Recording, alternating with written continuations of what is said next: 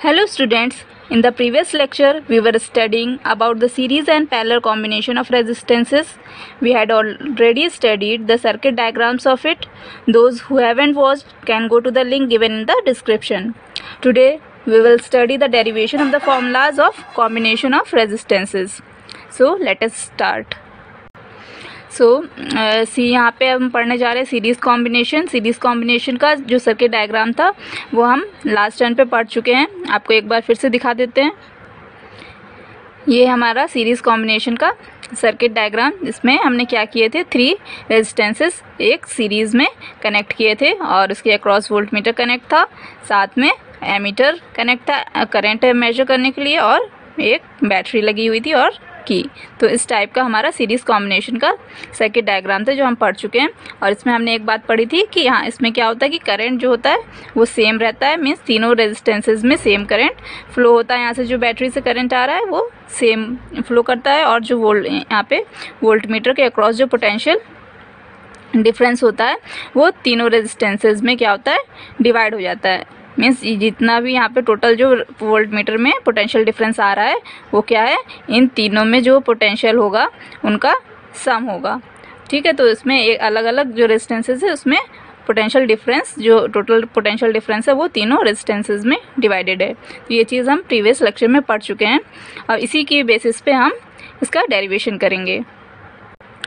तो यहाँ पे हमने क्या किया है, पहले हमने लेट अस सपोज कर लिया कि let the resistances connected in series be R1 R2 and R3. जो रेजिस्टेंस हमने कनेक्ट किए हैं वो R1 R2 R3 हैं, और पोटेंशियल डिफरेंस उनके अक्रॉस जो क्या है V1 V2 एंड V3. अभी हमने बोला कि पोटेंशियल डिफरेंस तीनों रेजिस्टेंस में डिफरेंट होगा, तो उसमें वो क्या है V1 V2 एंड V3 है. और करंट जो फ्लो हो रहा है, करंट सेम करंट फ्लो हो रहा है, तो इसलिए करंट जो फ्लो हो रहा है वो I है. और potential difference, total potential difference क्या हो जाएगा, मीन्स इन तीनों का सम हो जाएगा. तो हमारा पोटेंशियल डिफरेंस क्या हो गया, V, जो टोटल पोटेंशियल डिफरेंस है उसको हम V से डिनोट करें तो V equals to V1 plus V2 plus V3 हो जाएगा. तो ये हमारी फर्स्ट इक्वेशन हो गई. अब क्या होगा कि जो हमारे 3 रेजिस्टेंसेज है, अगर इनको हम सम करके टोटल रेजिस्टेंस उस सर्किट का क्या होगा वो निकालें, तो टोटल कॉम्बिनेशन का जो टोटल रेजिस्टेंस होगा वो क्या होगा R. मीन्स अगर इन तीनों रेजिस्टेंसेज को हम का जो भी सम होगा, मीन्स टोटल जो रेजिस्टेंस सर्किट में होगा वो उसको क्या सपोज कर रहे हैं, R. अब हम क्या करेंगे, ओम्स लॉ अप्लाई करेंगे. ओम्स लॉ के अकॉर्डिंग क्या था, V equals to I R होता है. Means potential is equals to I into R, current into resistance. तो इसी के अकॉर्डिंग अगर हम इसी को अप्लाई करेंगे तो इसके अकॉर्डिंग क्या हो गया, V1 अगर हम सपोज करेंगे फर्स्ट रेजिस्टेंस के लिए तो V1 क्या हो जाएगा, V1 equals to I R1 हो जाएगा. करंट तो सब में सेम है लेकिन रेजिस्टेंस डिफरेंस है, तो इसलिए V1 के साथ R1 हो जाएगा. इसी तरीके से क्या हो जाएगा, V2 is equals to I R2 हो जाएगा, और V3 is equals to I R3 होगा. तो इसी इक्वेशन के अकॉर्डिंग इसी को हम देखते हुए हमने तीनों के लिए इक्वेशन लिख ली कि V1 की इक्वेशन क्या होगी, V2 के लिए क्या होगी और V3 के लिए क्या होगी. अब हम क्या करेंगे कि इन्हीं तीनों जो वैल्यूज़ हैं V1, V2 एंड V3, इन तीनों सबकी जो वैल्यूज़ आई हैं, means V equals to I R है, या आई R1 है, आई R2 है एंड आई R3 है. तो ये जो इनकी वैल्यूज़ हैं इनको हम क्या करेंगे, इन इक्वेशन में से हम ये फर्स्ट इक्वेशन में पुट कर देंगे. तो ये जो वैल्यूज़ हैं इस इक्वेशन में हमें पुट करनी है, V की वैल्यूज़. तो इसको हम जब पुट करेंगे तो क्या आएगा, ठीक है. तो अभी हमने इक्वेशन में पुट कर दिया. V की जगह पे क्या हमने किया, आई आर, क्योंकि V equals to I R था. V1 की जगह पे हमने आई R1 कर दिया, V2 की जगह पे आई R2 एंड V3 की जगह पे आई R3. तो हमने उनकी वैल्यूज़ जो थी वो पुट कर दी. अब वैल्यूज़ पुट करने के बाद क्या किया है, यहाँ तो कुछ नहीं करना, आई आर था और यहाँ पे तीनों में I कॉमन था तो उसको हमने क्या कर लिया, बाहर निकाल लिया, कॉमन निकाल लिया, और ये R1 plus R2 plus R3 bracket में कर दिए. अब क्या ये दोनों साइड इक्वल के दोनों साइड क्या है, सेम वेरिएबल हमें दिख रहा है, तो आई क्या हो गए, कैंसिल हो गए दोनों साइड. अब ये कैंसिल होने के बाद हमारे पास क्या इक्वेशन बची, R equals to R1 plus R2 plus R3. तो ये हमारा क्या आ गया कि अगर सीरीज़ कॉम्बिनेशन में अगर हम 3 रेजिस्टेंसेज या 3 से ज़्यादा जितने भी हम रेजिस्टेंसेज को कनेक्ट करेंगे तो उनका जो टोटल रेजिस्टेंस होगा वो क्या होगा, उनके सम के इक्वल होगा। मीन्स जितने भी हमने रेजिस्टेंस ऐड किए हैं सबको रेजिस्टेंसेस का हम सम कर दें तो हमें टोटल रेजिस्टेंस मिल जाएगा। ये सीरीज़ कॉम्बिनेशन के लिए, this is for series combination, ठीक है। और हमेशा जो टोटल रेजिस्टेंस होगा वो जो इंडिविजुअल रेजिस्टेंसेस हैं उनसे ज़्यादा होगा, क्योंकि ये सम है ना, सम आ रहा है ये इन सब का सम है, तो हमेशा इन तीनों से ये क्या होगा, ग्रेटर होगा, ज़्यादा होगा, ठीक है। तो इसी तरीके से अब हमें देखना है कि पैरेलल कॉम्बिनेशन में क्या होगा।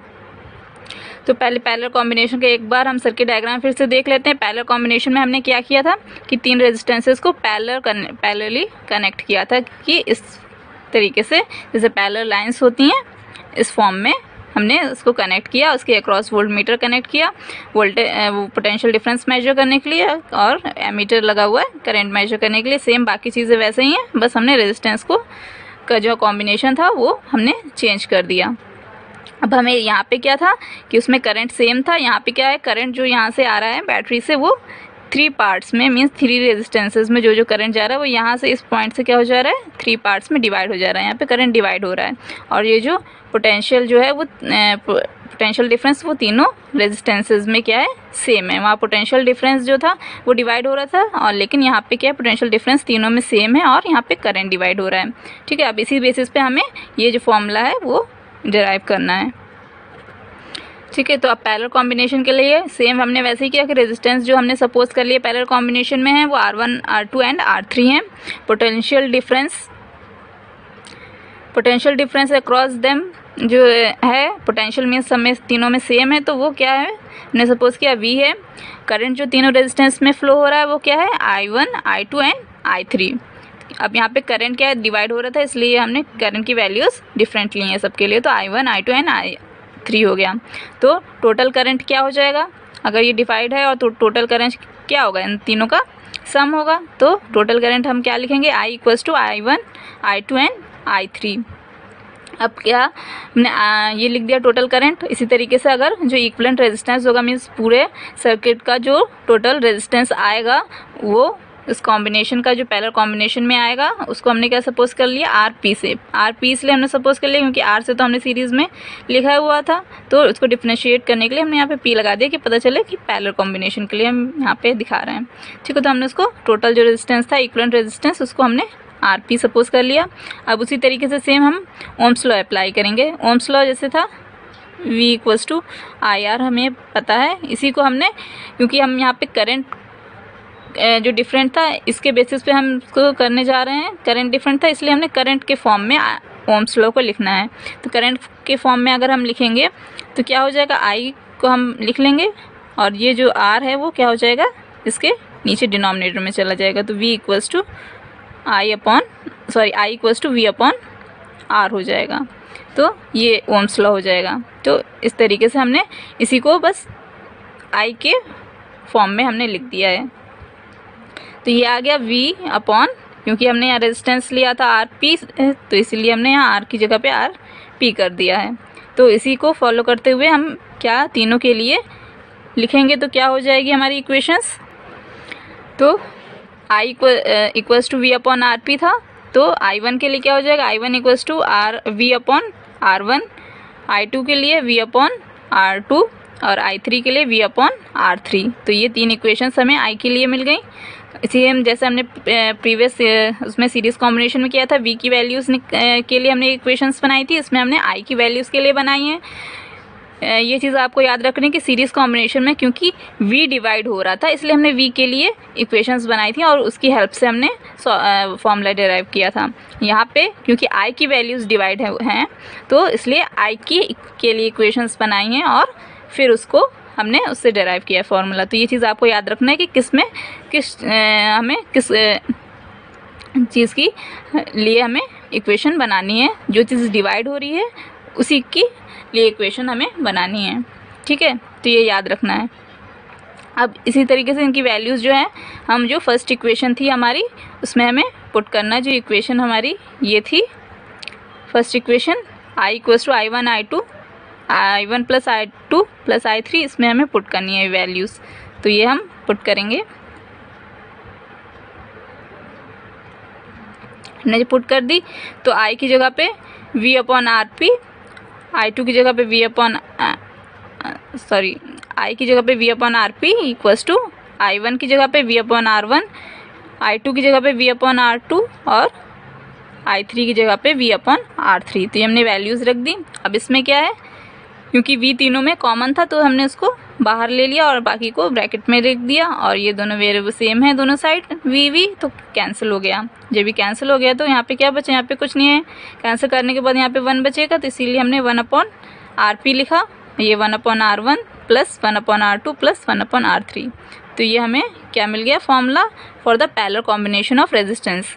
मीन्स अगर पैरेलल कॉम्बिनेशन में हम 3 रेजिस्टेंसेस को कनेक्ट कर रहे हैं तो उनका जो इक्विवेलेंट रेजिस्टेंस है, में जो टोटल रेजिस्टेंस है, उसका जो रेसिप्रोकल होगा, ये 1/, में लिखते हैं तो उसको क्या बोलते हैं, रेसिप्रोकल। तो उसका जो रेसिप्रोकल होगा वो किसके इक्वल होगा, जो इंडिविजुअल जो रेजिस्टेंसेस है उनके रेसिप्रोकल के सम के इक्वल होगा।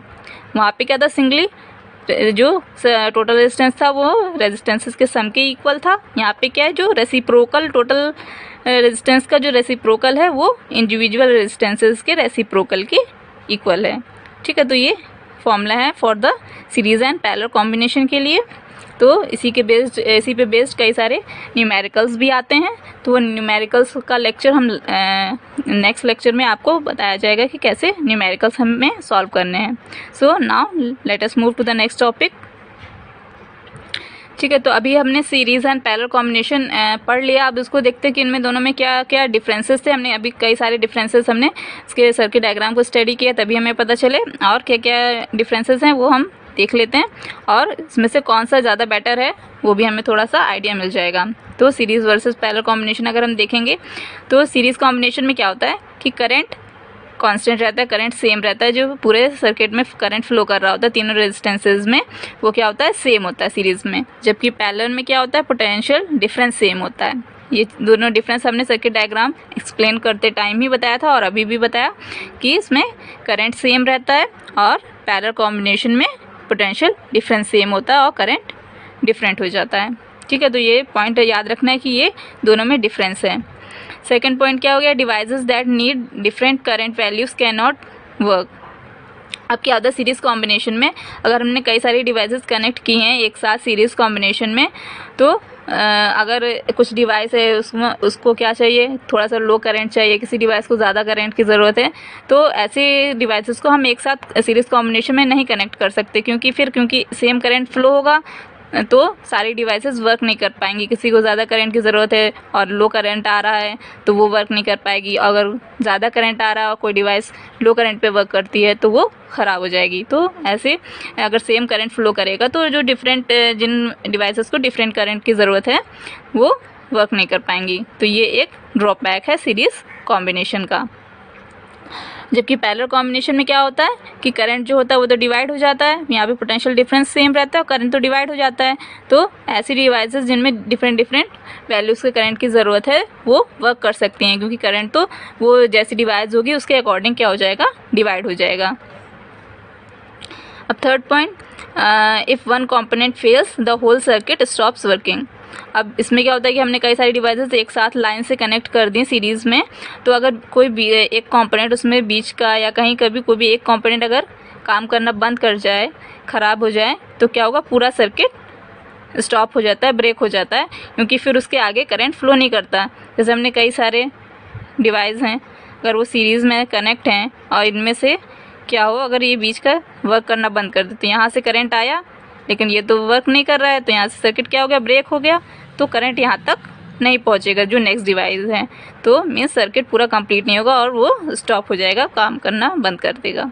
या फिर यहाँ यही डिवाइस अगर वर्क नहीं कर रही है तो यहाँ तो सर्किट बैटरी से तो करंट आया लेकिन फिर इसके आगे नहीं जा पाया, तो सर्किट वर्क नहीं करेगा। मीन्स इसमें अगर एक कॉम्पोनेंट ख़राब हो गया तो फिर होल सर्किट जो होता है वो वर्क करना बंद कर देता है। जबकि पैरेलल कॉम्बिनेशन में क्या होता है, ऐसा नहीं होता है।